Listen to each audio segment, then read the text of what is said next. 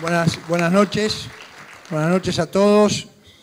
Antes que nada quería agradecerle, por supuesto, a Eduardo Ortiz estar acá, a Dardo Chiesa, con quien también voy a dar una charla el martes que viene en Maizar, a mi amigo Chemes, presente, y varios amigos.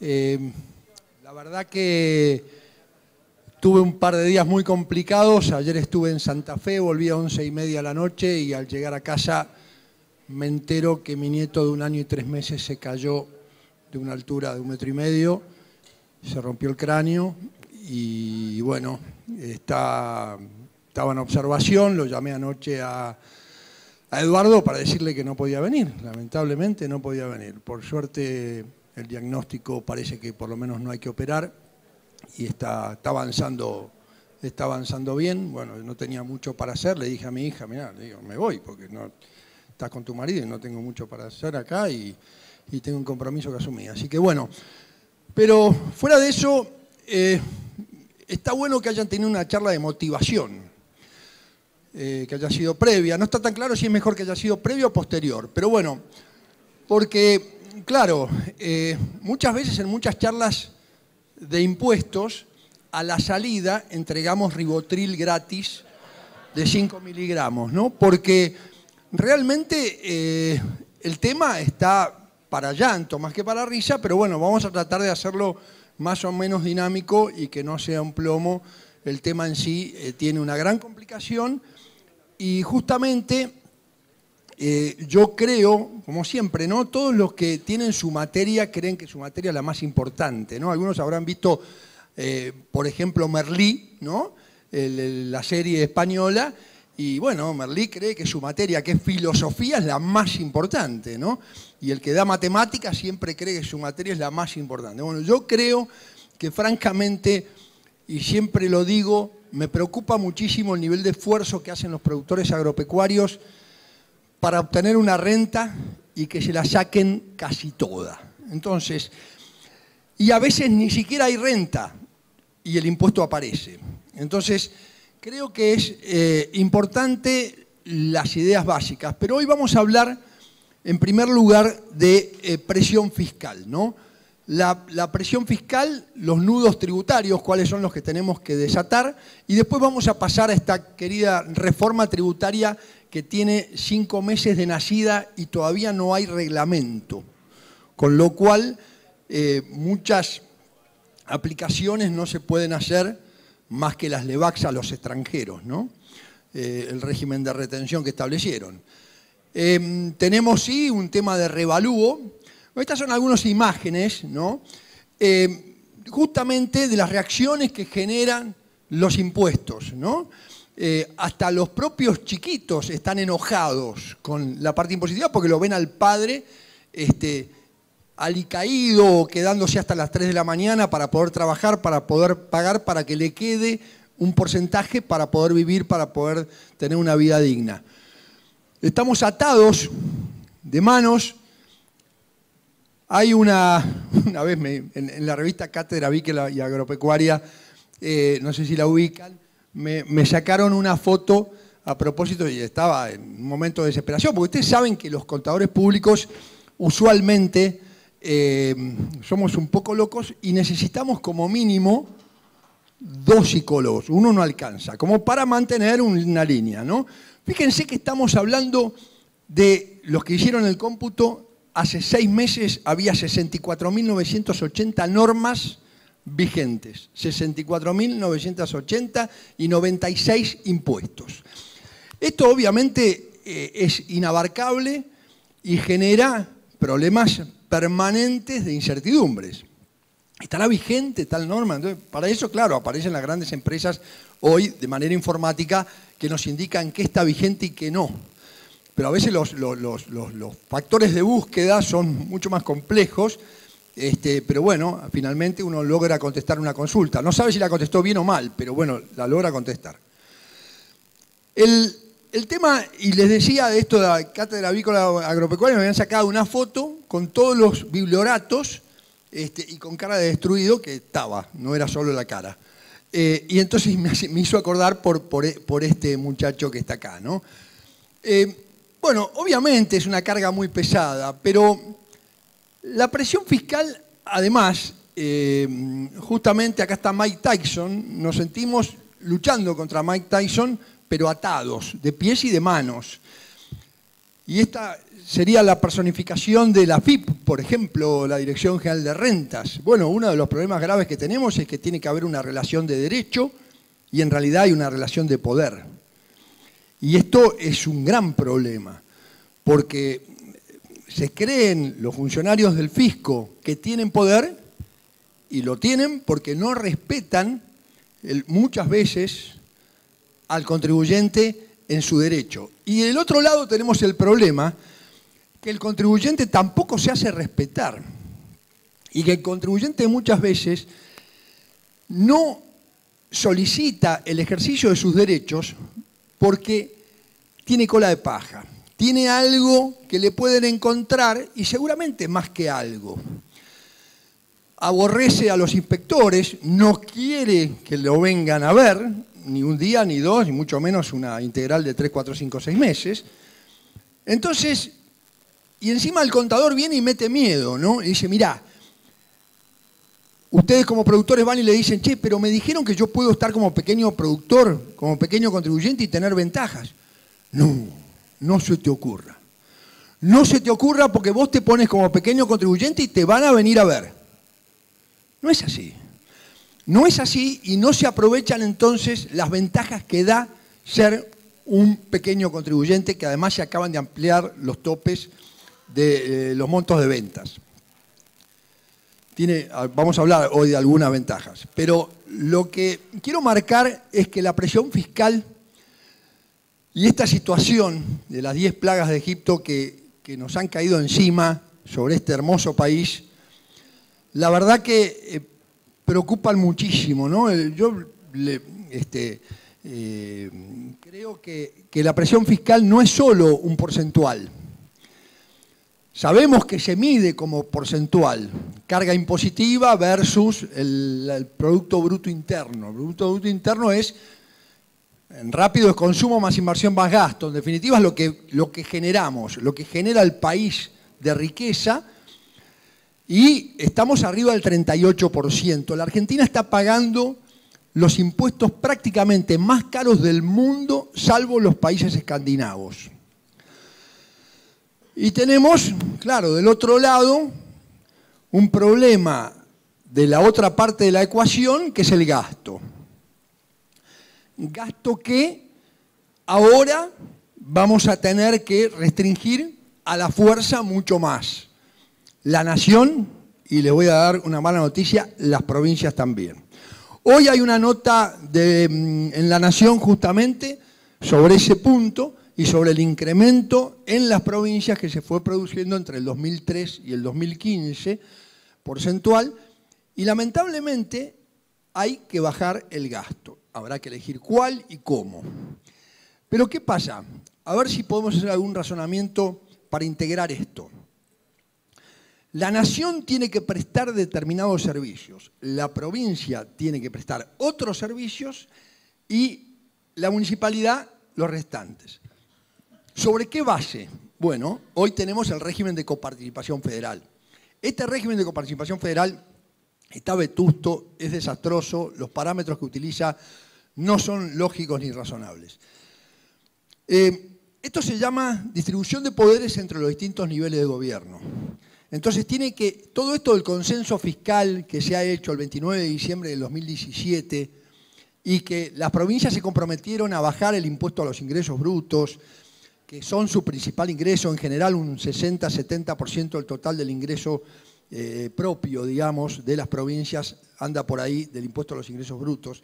En el ámbito del agro, en el año 2000, ya no me acuerdo, pero 1999 hasta el 2003, por lo menos esos 4 años, y antes también, estaba exenta toda la actividad agropecuaria de ingresos brutos.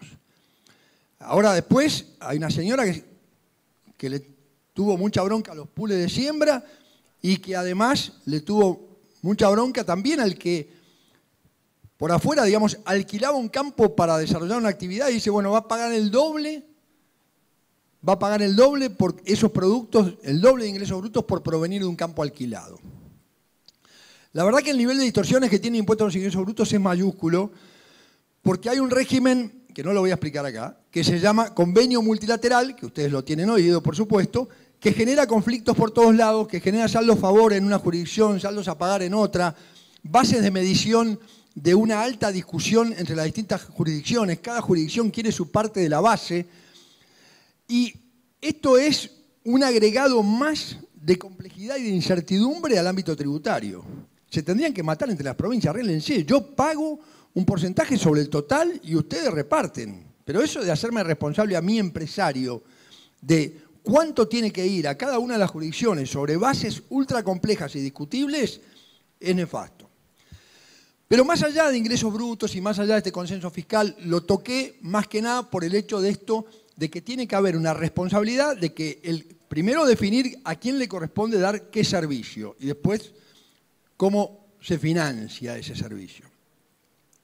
Esto no es fácil de decir, pero no es fácil de hacerlo, pero creo que, bueno, justamente hay jurisdicciones, y probablemente esta sea una de ellas también, y me contaban esto en Casilda ayer, que a la Universidad Nacional, o a la Universidad Provincial en realidad, peor, se le produce una internalización de costos por la gran cantidad de extranjeros no residentes que van a estudiar a la universidad, van a los hospitales, traen los parientes a que se operen en el hospital público. Y esto estuvo bajo discusión sobre la mesa hace unos días, hace un tiempo, hablaron de la necesidad de reciprocidad. Yo creo que esto es nefasto, estos mayores costos que terminamos teniendo por prestar servicios que ni siquiera son para los residentes. No estamos hablando ya de extranjeros, ¿no? Porque son extranjeros además eventualmente que no pagan impuestos si están como residentes. Se las arreglan para no pagar impuestos, los alimentan desde allá, van y hacen toda la universidad. No tengo nada contra la inmigración extranjera, pero efectivamente creo que tendrían que pagar en los hospitales, creo que tendrían que pagar en las universidades que son estatales.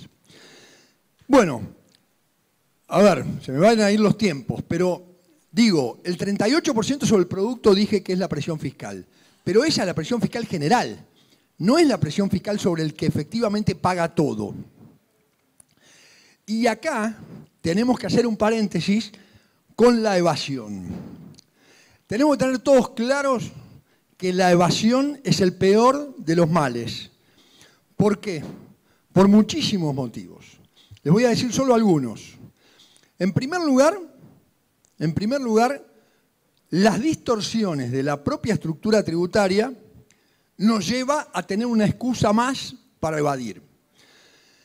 En segundo lugar, está el porteño o no porteño o el argentino que se cree un canchero bárbaro porque evade. Ya hasta hablan así de 70-30, 60-40, uno ya sabe de qué están hablando.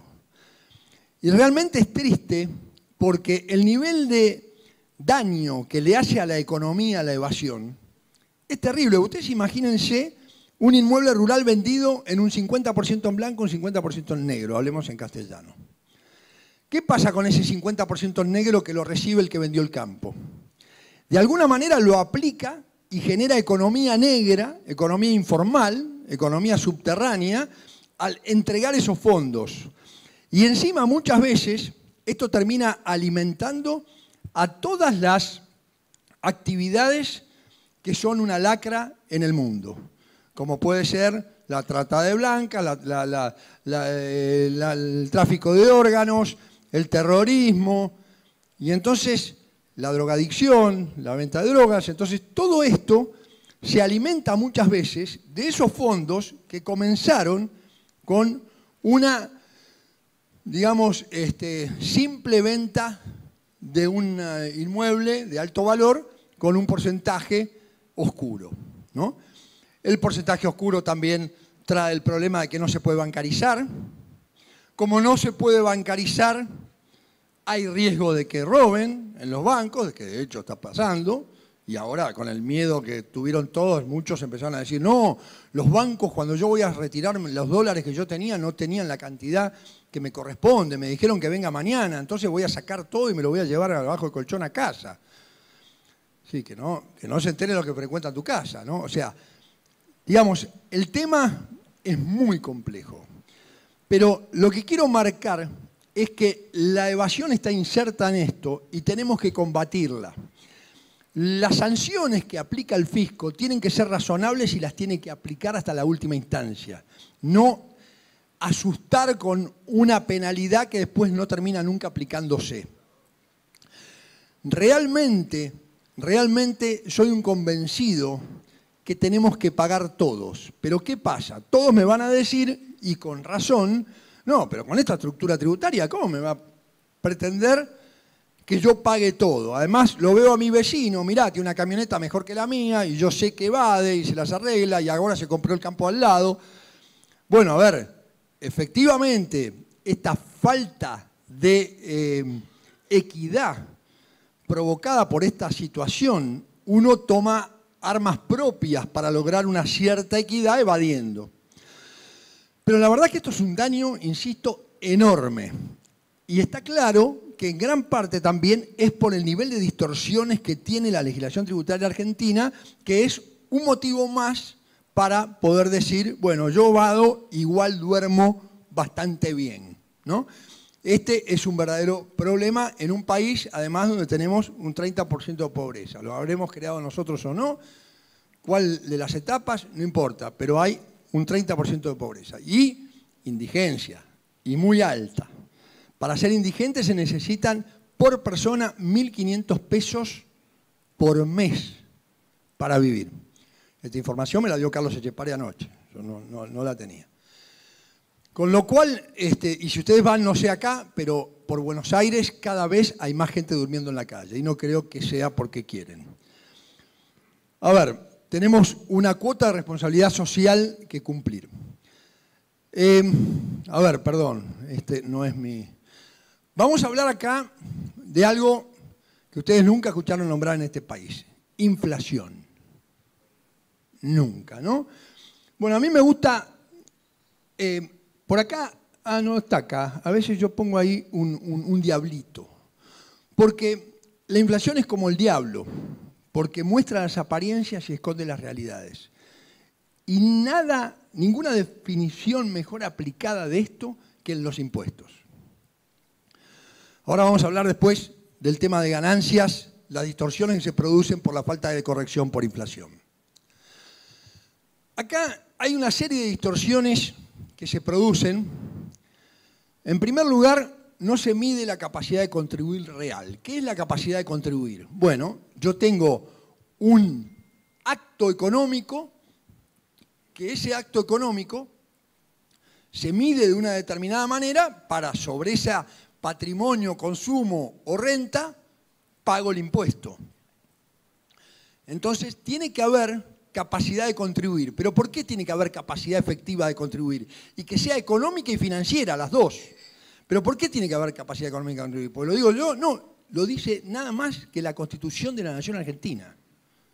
Ni más ni menos. Entonces, es fundamental. Sin embargo, yo les garantizo que acá hay mucho cría, pero si ustedes hacen invernada, por ejemplo, en cría también, pero en invernada se muestra más contundente, y tienen los terneros engordándose, y más allá de los kilos que engordaron, entre el precio del cierre del año anterior y el precio de este cierre, me muestra una ganancia que encima se llama ganancia por tenencia, pero en realidad es ganancia por inflación pura, porque al no permitirme corregir por el índice de inflación, lo está midiendo por el índice específico del bien, no por la inflación general. Pero normalmente cuando estaba vigente el ajuste por inflación, me decían, bueno, ganancia por tenencia respecto del precio específico de ese bien. Ahora compárelo con cuál fue la inflación general. Desde el año 1992 tenemos suspendido el ajuste por inflación en la Argentina. Son nada más que 26 años. Creo que alguna inflación en los últimos 26 años hubo. Entonces, aquí es donde aparece la distorsión mayúscula en esta temática del agro, más específicamente que en el resto de las actividades. Falta de equidad. Hay falta de equidad. El concepto de equidad viene equidad, igualdad, Constitución Nacional. También, no estoy hablando de nada raro ni de principios internacionales, nada. Son principios constitucionales. La equidad de las cargas públicas. ¿Y eso en virtud de qué? Bueno, si el señor gana lo mismo que yo, tengo que pagar lo mismo que él. Pero resulta que han inventado, por ejemplo, que después podemos decir algo también, el registro fiscal de operadores de granos. Y el que no logró estar, o no pudo estar, o la peleó durante varios meses, le retuvieron mucho más impuestos que aquel que logró inscribirse. Son registros sancionatorios, inconstitucionales, porque los estableció la AFIP sin delegación de estos registros sancionatorios. La ley de procedimiento fiscal no delegó en la AFIP la posibilidad de hacer estos registros. Y esto no lo digo yo, no lo invento, hay un trabajo de un muchacho cordobés, ya me va a salir el apellido, de 35 o 40 páginas justificando la inconstitucionalidad de este registro. Más aún, yo considero que en su momento, cuando esto se estableció, creo que a muchos les generó un daño mayor que lo que hubiera sido la 125. Yo no estoy llamando a una revolución tributaria, aunque a ver, yo voy mensualmente a una reunión entre 500 contadores, y ya me tienen identificado como el revolucionario, ¿no? Lo da esta charla el gran profesional Horacio Sicardi, que es un gran profesional, una gran persona, y él sabe que cada 2 por 3 que él cuenta algún fallo judicial que veo que el final es totalmente irrazonable, efectivamente digo, Horacio, la revolución. ¿No? Sabe que soy medio... Pero la verdad es que, a ver, todos, o la gran mayoría de los habitantes, no todos, queremos a la Argentina. Y queremos que no se dañe su economía, y queremos vivir dignamente, y queremos que nuestros hijos y nietos vivan dignamente. Entonces creo que hay que aclarar muchas cosas. Hay gente que cree que porque yo esto lo tomo con pasión, me empiezan a contar las patas a ver cuántas hectáreas tengo. No tengo ni una. Es decir, mi madre tenía 900, enfermó muy joven, se vendió para que la pudiéramos curar y vendimos campo en Córdoba a $400 la hectárea. A ver, no tengo ningún interés sectorial, digamos, de ninguna naturaleza. Y creo que hay que defender esta situación, porque creo que hoy el agro está con una presión fiscal muy elevada, esencialmente por estas 2 grandes distorsiones que voy a nombrar. Una es el impuesto a las ganancias, por lo que acabamos de decir, y la otra es los benditos saldos a favor de impuestos al valor agregado. Son los 2 grandes karmas del agro. Después hay más cosas, pero digamos que las 2 patas principales son esas. Entonces, los impuestos regresivos. ¿Qué es un impuesto regresivo y qué es un impuesto progresivo? El impuesto regresivo es aquel que afecta a los que menos tienen. Un IVA de un 21% es un impuesto regresivo. Afecta al consumidor, o debiera afectar al consumidor. Y ahí está el problema de que un saldo a favor de un agente económico como es el productor agropecuario no debiera existir porque le genera un perjuicio financiero y aunque económico. Falta de progresividad. El impuesto a la renta tiene que ser progresivo. ¿A ustedes les parece que una tabla para determinar el impuesto, que luego de 120.000 pesos hasta diciembre del 2007, ahora se aumentó un poquito, 120.000 pesos paga la tasa máxima del 35%? ¿Dónde está la progresividad? ¿Y dónde está la razonabilidad? Esos 120.000 pesos se mantuvieron durante 14 años. Ahora se actualizó a 320.000 pesos, pero en ese momento eran $120.000. O sea que hoy debiera ser 3 millones de pesos. Ahora, uno dice, bueno, pero son tan sonsos que no se dan cuenta el nivel de distorsión que esto produce. ¿No, doctora? Yo creo que se dan cuenta. El tema es, bueno, a ver cómo están las arcas fiscales, el déficit fiscal, atados de pies y manos. pero realmente es una distorsión inconcebible. La confiscatoriedad, muchas veces la confiscatoriedad, ¿saben qué es? Es la afectación del derecho de propiedad. Y esto está también en la Constitución Nacional, el derecho de propiedad. Entonces, esta confiscatoriedad yo no la pienso solo en un impuesto determinado, sino la pienso en su conjunto, en forma global. Pero hay que tener en cuenta una cosa, los impuestos muchas veces se trasladan a un tercero, entonces hay que ver cuánto le repercute al propio contribuyente. La confiscatoriedad es muy delicada y es muy difícil de demostrar, muy difícil en los hechos de demostrar. Por eso, cuando la tasa impositiva sobre la renta real supera el 50%, en general los jueces han brindado la razón al contribuyente. Y desde el punto de vista agropecuario, en el año 2002, prácticamente todos los productores agropecuarios que hicieron un cuestionamiento por la falta de aplicación de ajuste de inflación ganaron. Prácticamente todos. Pero bueno, la verdad que no es lógico judicializar todo y llegar a esa instancia.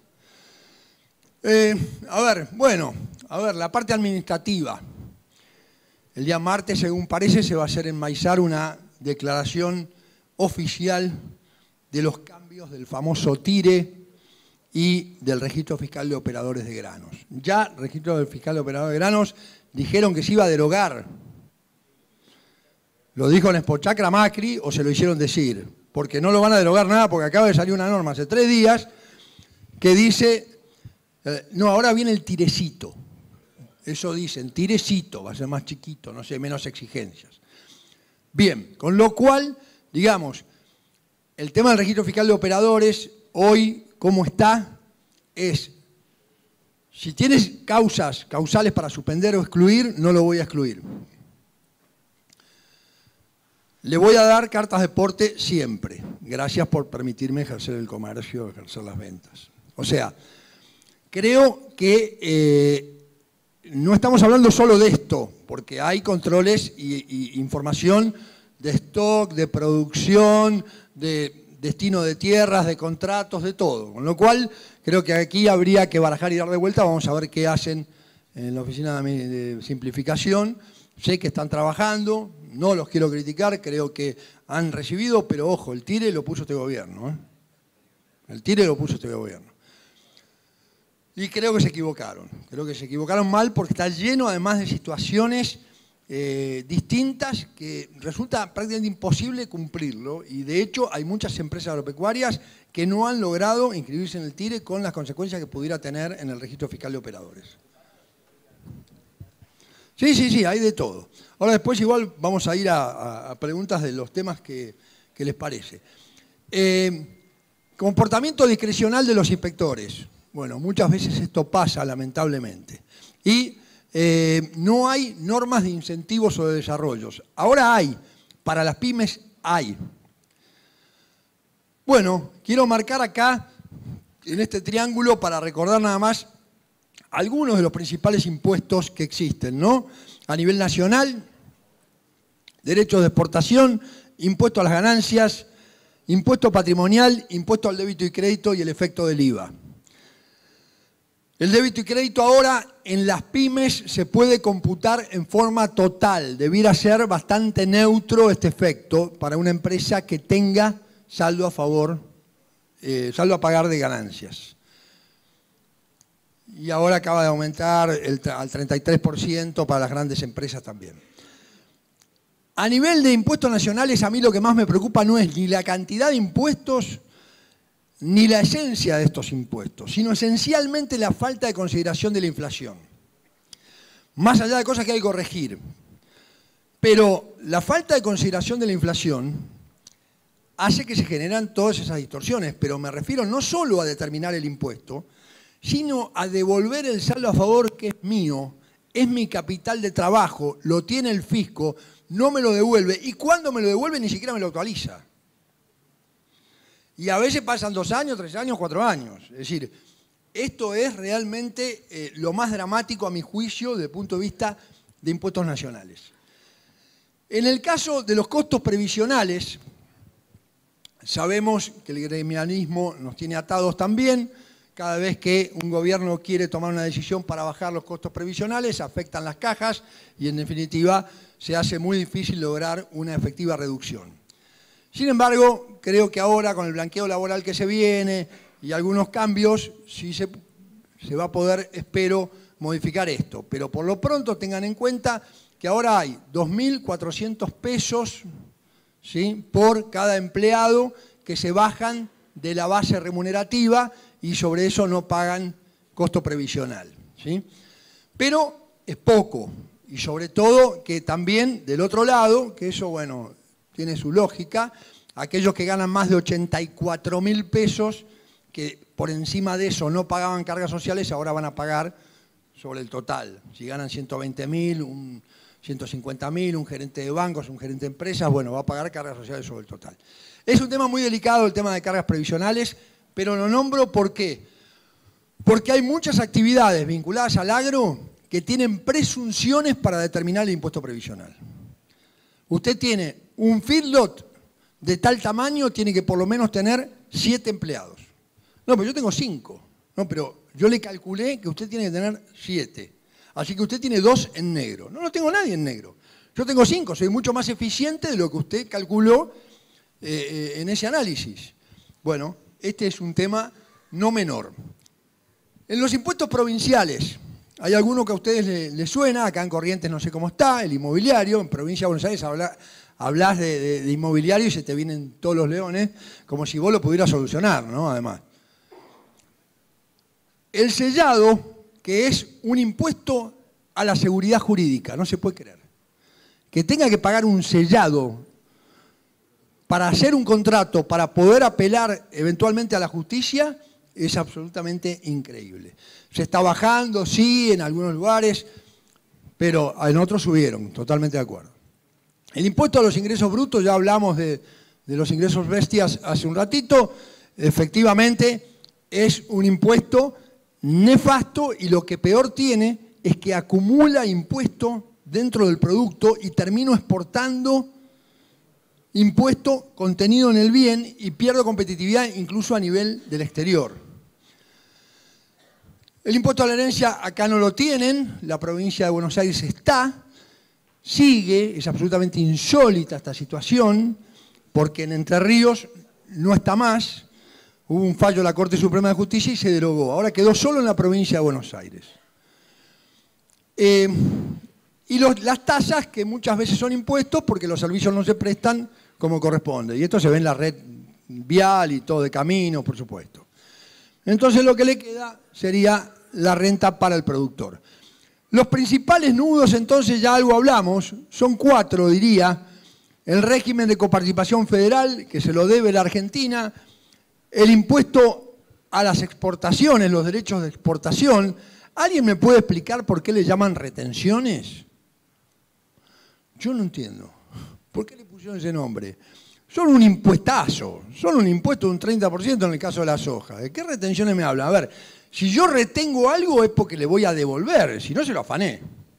Yo retengo, te lo devuelvo. O retengo y te permito tomarlo a cuenta del impuesto final.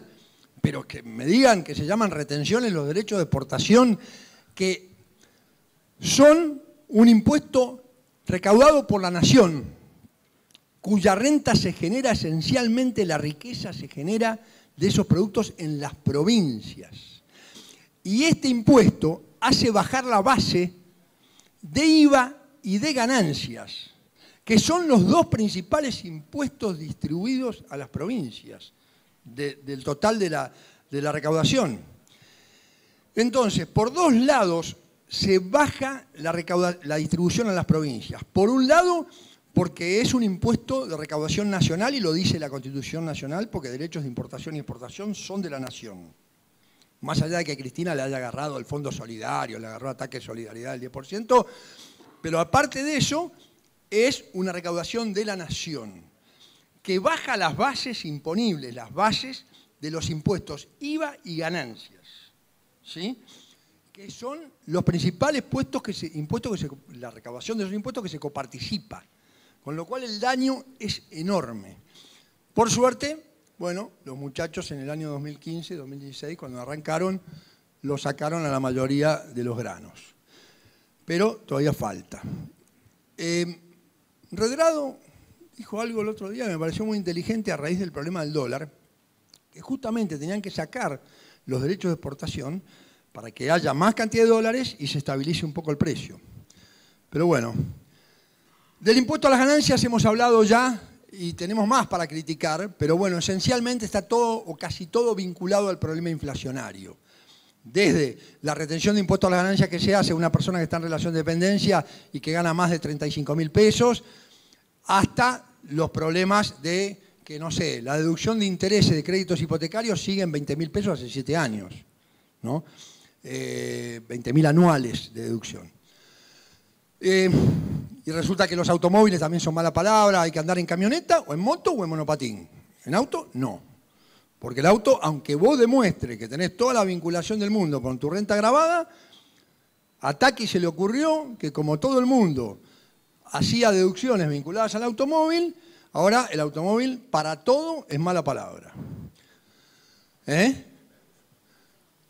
No, hace 1000 años. 700 pesos por 7.200 pesos por año de gastos de automóvil es el tope que puedo deducir. No, una cosa kafkiana. Bueno, y el tema del IVA no es menor. Voy a seguir porque quiero llegar después. Bueno, acá hablábamos para el tema de exportaciones que dijimos un poco recién. La propia Corte Suprema de Justicia reconoció que es un impuesto a los ingresos de un 30%, en este caso. Y se acuerdan además en aquella época, decían, vamos a aumentar las retenciones 5 puntitos. Pero 5 puntitos era como un 25%. Entonces todo era en diminutivo, entonces parecía poco, ¿no? Pero porcentualmente era enorme en los ajustes. Acá estoy queriendo marcar la descapitalización de las empresas, ¿no? Se graban ganancias nominales que no coincide con la realidad, distorsionan la realidad y en definitiva muchas veces yo puedo llegar a tener que vender parte de mi capital para pagar un impuesto sobre una renta inexistente. Yo le voy a poner un ejemplo absolutamente dramático. Me van a decir, este tipo tomó algo con alcohol hoy a la mañana. Bueno, imposible porque tengo una acidez brutal y no puedo tomar alcohol. Me encanta el vino, todo, pero no puedo. No sé qué es lo que me habrá producido la acidez. Yo calculo que los impuestos algo habrán tenido que ver. Pero vamos a un ejemplo que es francamente preocupante. Yo tengo una sociedad anónima, tengo un campo, permítanme el ejemplo, que compré en el año 1995, de $1 millón. Y se me ocurre venderlo ahora. Vamos a suponer que directamente, esto de vender la sociedad y todo, al comprador no le interesaba, no quería comprármela, le tengo que vender el campo. Entonces, voy a comparar, a ver, ¿cuál es el precio de venta? $1 millón. ¿Cuál era el precio de compra? $1 millón. La primera pregunta, ¿gané o perdí? Y esto uno lo pregunta en la facultad y es dramático, porque la mitad de los chicos te miran y te dicen, depende. ¿Depende de qué? Si vendí en $1 millón, compré en $1 millón, en dólares no gané un peso. Es más, tengo que pagar gastos de escribanía. Con lo cual, digamos, parecería que no hay ninguna ganancia. Sin embargo, para la ley de ganancias me compara $1 millón por 25, vamos a hacer para simplificar, 25 millones de pesos. $1 millón en el año 1995, estaba 1 a 1. $1 millón. ¿Por cuánto lo actualizo? Por nada. No me permiten actualizarlo porque es posterior al año 1992. Quiere decir que tengo que comparar 25 millones contra 1 millón, 24 millones de pesos de ganancia por el 35%. A ver, si esto no es una distorsión, realmente no se puede creer. Entonces aparecen todas las alternativas. Bueno, vamos a escriturar en el negro por la mitad, vamos a poner a los primos hermanos, a los parientes, a los primos segundos y al de la Villa Miseria de al lado también como propietario de una parte. Todas esas combinaciones para que, bueno, aparecen o a una organización societaria que no es cierta. O sea, esto es realmente un drama, porque creo que es lo que genera una evasión burda impulsada por este régimen. Quiero decir algo. A partir de las compras del 1 de enero del 2018, por la reforma que vamos a ver, ahí sí me van a permitir actualizar el costo. Pero seguimos con la temática de actualizar pesos. El mercado inmobiliario se mueve en dólares. Tendrán que hacer precio en dólares de venta contra costo en dólares de venta, la diferencia a la cotización de la fecha de venta. Terminemos con esto de... O sea, cuando hay una distorsión de esta magnitud, imagínense nada más lo que compraron, en vez de un campo hablemos de una propiedad urbana, pero que compraron en enero y lo venden en junio. La actualización va a ser un 8%. Y la diferencia de cambio un 35 o un 40. Y voy a tener que pagar vendiendo en dólares al mismo precio sobre una inflación pura que es diferencia de cambio. O sea, no hay caso. Esto yo creo que, fíjense, y acá les doy un dato. Si bien la reforma tributaria permite actualizar las compras incluso de bienes de uso adquiridas después del 1 de enero del 2018, para poder hacer la corrección por inflación general, que es la que yo pretendo, por ejemplo, para esto de la ganancia por tenencia, que sea una ganancia real por lo menos, me dice, la reforma dice, tiene que haber una inflación mayor al 100% en los próximos 3 años para que usted aplique el ajuste por inflación. Digo, ¿me están tomando el pelo? ¿Me están cargando más del 100% en los siguientes 3 años? Bueno, ahora hay unos problemas enormes con eso, con distintas interpretaciones, porque el reglamento no lo tenemos. Y entonces, bueno, dice, para el primer año, o sea, 2018, imaginemos un cierre de diciembre para no complicar, tiene que ser mayor al 33%. Pero si uno lo hace estrictamente en forma acumulada, los 3 años, con un 26%, ya estamos. Entonces algunos están esperando, corriendo el caballo, a ver si llegamos a 26 para poder actualizar, ¿no? Es algo demencial lo que nos pasa con este tema de la inflación realmente.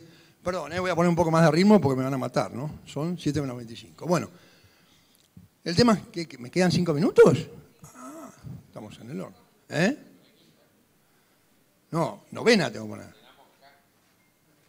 Bueno, pero había interés, yo lo vi interesado, por eso seguí.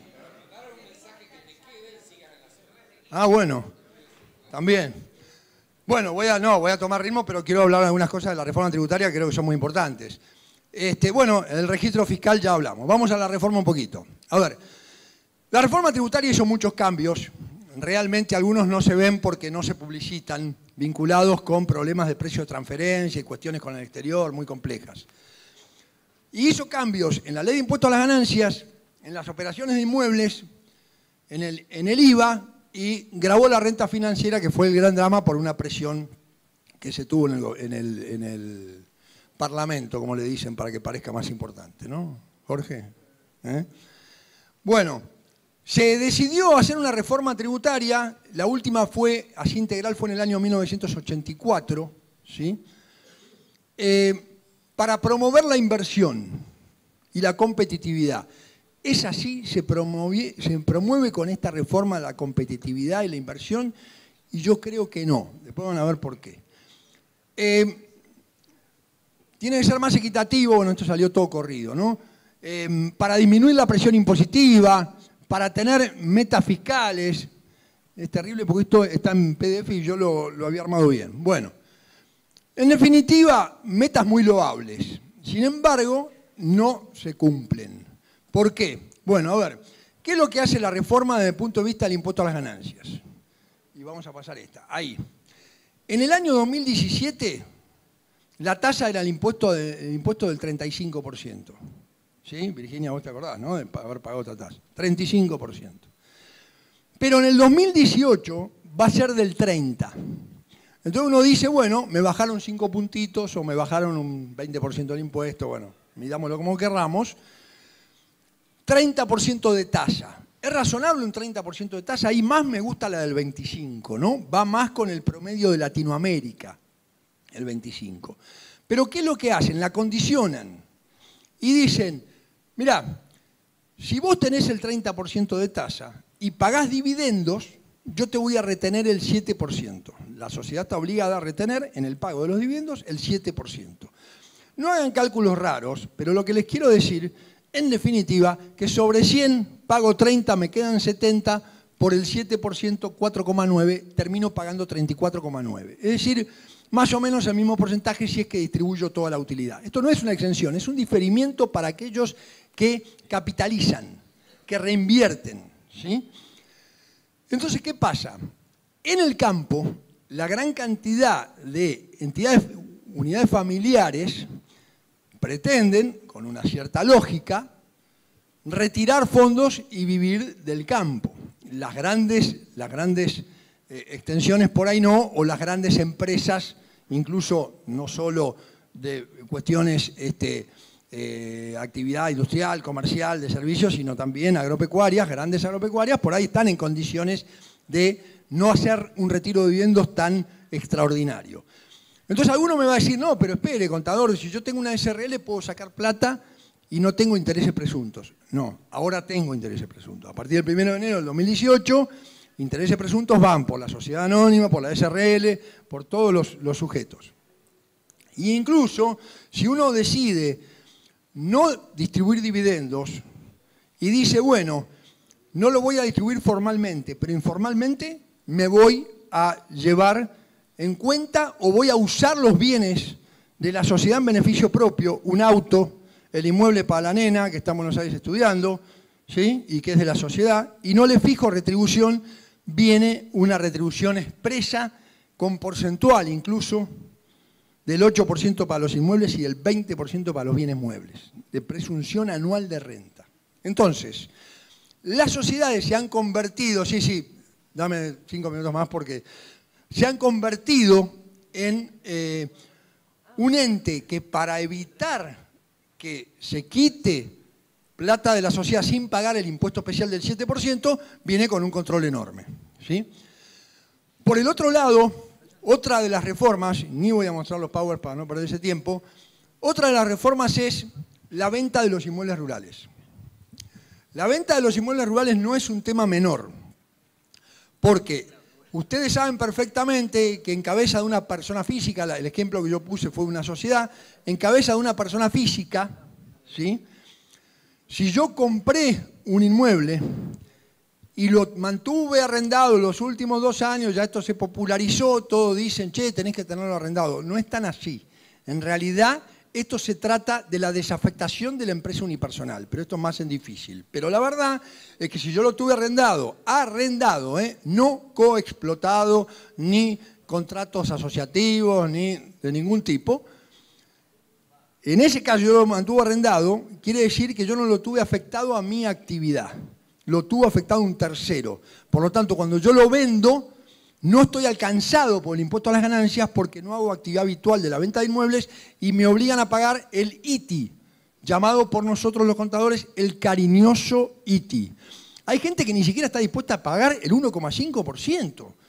La verdad, me dan vergüenza casos. Pero bueno, a ver, 1,5% del precio. ¿Está bien, es justo ese impuesto? Está bueno, pero es injusto. Es injusto porque si yo tuve una ganancia enorme, pagar el 1,5% que está presumiendo una ganancia del 10%, por ello gané el 30 o el 40 y tengo que pagar el 1,5 del precio. Y encima perdí. Es para ese caso perjudicial. Y si yo gané un 30 o 40% y pago solo el 1,5% del precio, no estuve pagando el impuesto que corresponde en función de una renta. Una renta de capital, llamémosle, pero es una ganancia. Entonces ahora lo que hacen es las ventas de inmuebles que se compren a partir del 1 de enero del 2018 y se vendan obviamente a posterior, van a pagar el 15% sobre la ganancia comparando precio de venta menos costo en pesos actualizado. No dólar. Determinación, precio en pesos contra costo, que lo voy a actualizar desde enero, si lo compré en enero, en adelante. Con lo cual, el tema de la escritura, lo que hablamos, si el inmueble fue comprado antes del 31 de diciembre, el 30 de diciembre del 2017, ese inmueble estuvo arrendado a persona física, el titular es una persona física, arrendado a cualquiera, paga la tasa del 1,5%. Pero ojo con esos casos donde la sociedad es mía 95%, de mi mujer el 5%, y yo se lo alquilo, y entonces para que desarrolle la actividad sobre ese inmueble, mi sociedad. Lo van a agarrar con realidad económica. No lo veo. esto ya lo conversamos recién, hay un revalúo importante, que sepan, bastante inequitativo en el fondo, porque exigen el 8% del mayor valor de los inmuebles, para poder atenuar un poco esto que hablamos al principio de los 25 millones. Y la tasa de impuesto al valor agregado se ha modificado para la parte aviar, la parte porcina y para los conejos. Las liebres no. La renta financiera que se aplicó termina hoy grabando en sociedades ya estaba todo grabado. Termina grabando la reforma tributaria los intereses de plazo fijo de los bancos y en las LEVACs. La renta y resultado de acciones que cotizan en bolsa sigue exento. Bueno, tasas del 5, del 15%, ya saben si es en pesos o en dólares. Y acá están, sí. Las generaciones futuras. Estos son mis 3 nietos, que los presento, y realmente podrían ser los de ustedes. El daño económico que en la Argentina está haciendo esta estructura tributaria es realmente preocupante para las generaciones futuras, que es lo que tenemos que proteger. Y para cerrar, no lo voy a cantar, esto es de Facundo Saravia, simplemente lo voy a leer, apenas me animo a eso. Nunca canto y si cantara en casa me echan de casa, así que quédense tranquilos. Ustedes saben que Facundo Saravia escribió una canción que se llama Mi País y creo que es muy adecuada al caso. Yo he nacido en este país y aquí también quiero morir, pero quisiera alguna vez verlo reír. Dejemos toda la ambición, el egoísmo y la maldad. Llegó la hora de darle un poco de paz. Todos tenemos que entender que juntos podemos crecer. Dame tu mano, hermano, y vamos de una buena vez. Gracias. Lo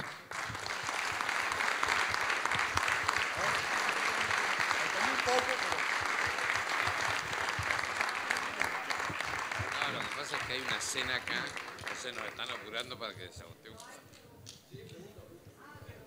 Hay preguntas y después dicen que hay una cena. Sí.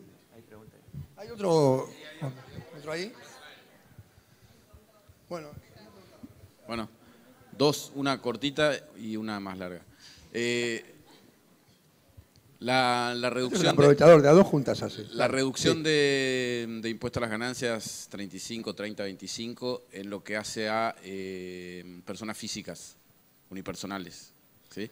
Ahí no hay ninguna trampa con los dividendos ni nada. Ahí sí hay una reducción real del impuesto. No lo tengo tan claro. A ver. Empresa unipersonal paga de acuerdo a la tabla.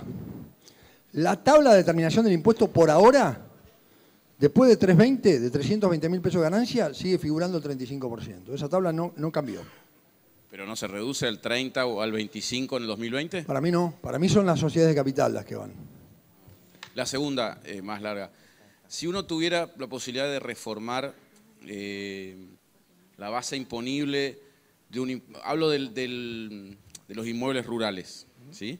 Si uno tuviera que buscar un sistema, un criterio de evaluación de los inmuebles rurales, ¿sí? ¿Cuál sería el más válido? Pensando en que los productores no tenemos el inmueble rural como moneda de cambio generalmente, y los impuestos inmobiliarios valúan a la tierra por el valor de mercado. ¿Cuál sería un sistema más justo de evaluación de esos inmuebles? A ver, difícil de decir, porque yo creo que, a ver, cuando se hacen esos revalúos de las provincias o de los municipios, la propia provincia, que hace un revalúo, muchas veces no toma en cuenta los parámetros adecuados y termina apareciendo una distorsión enorme de que un campo al lado del otro, prácticamente con el mismo rendimiento, paga por ahí 50% más, 30% más. Esto se habló de lo que se llama el impuesto a la renta productiva en lugar del impuesto inmobiliario, que es de la renta potencial que pudiera generar cada una de las unidades de tierra.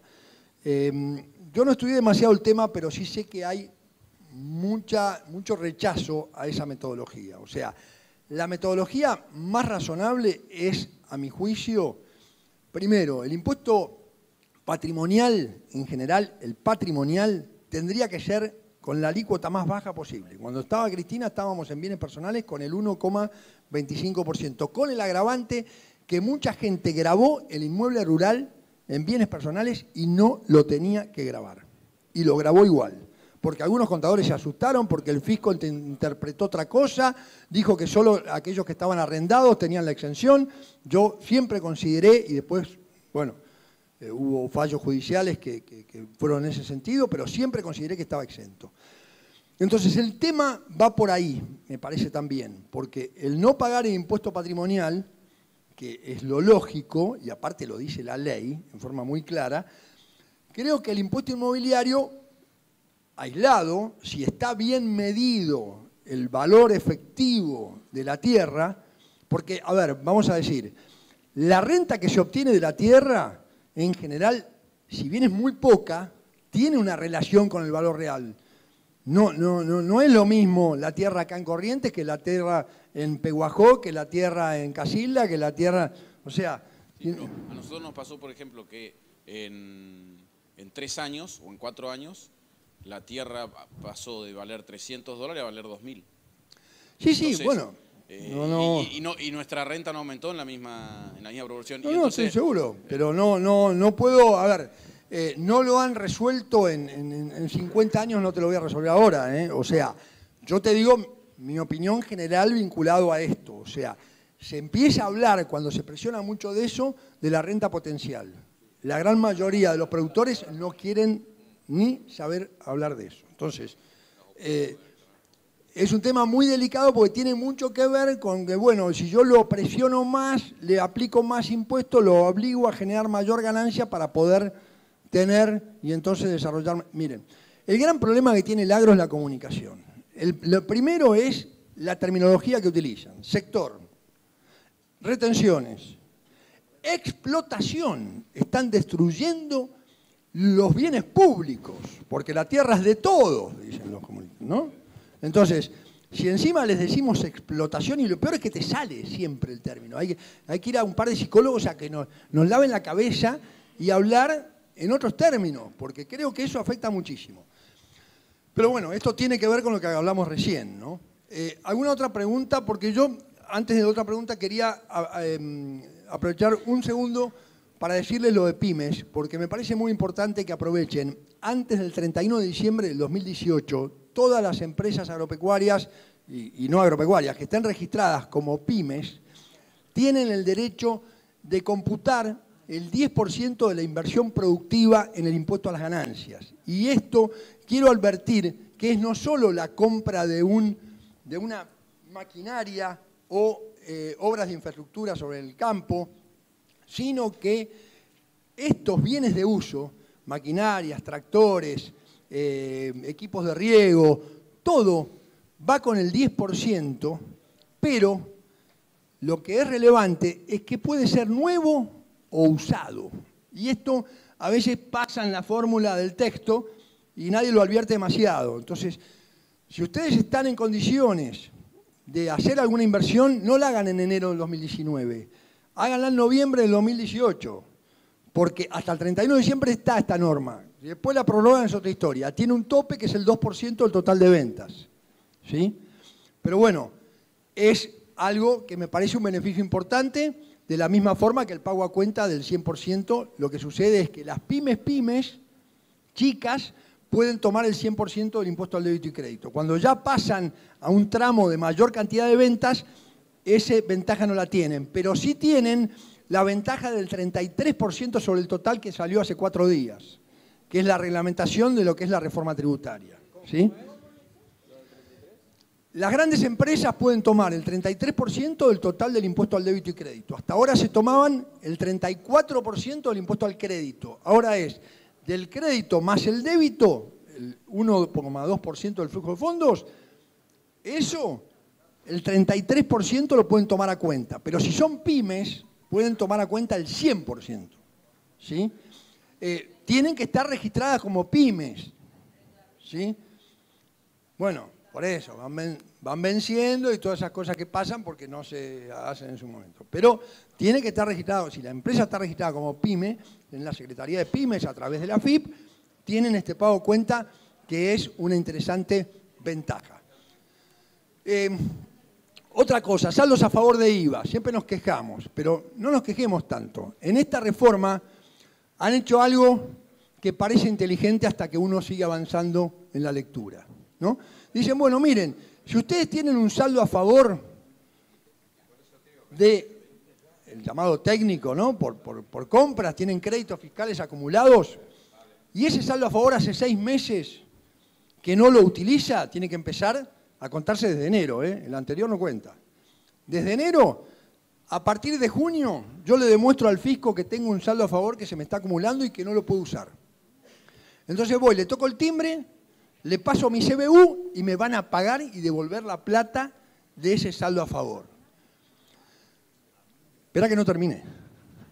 Sí, pero además es de inversiones, es el saldo a favor generado por inversiones, tengo que tener como condición que a ese momento yo no tengo que haber vendido el bien que me generó el saldo, pero además después me dice, mire, hay que hacer otro cálculo.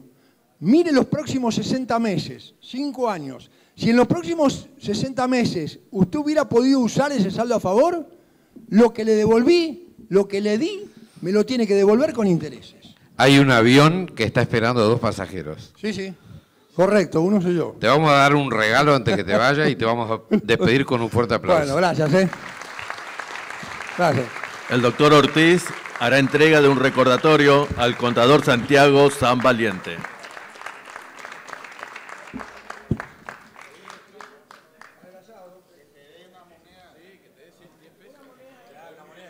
De esta manera concluimos este primer día del Congreso Regional NEA Confederaciones Rurales Argentina 2018.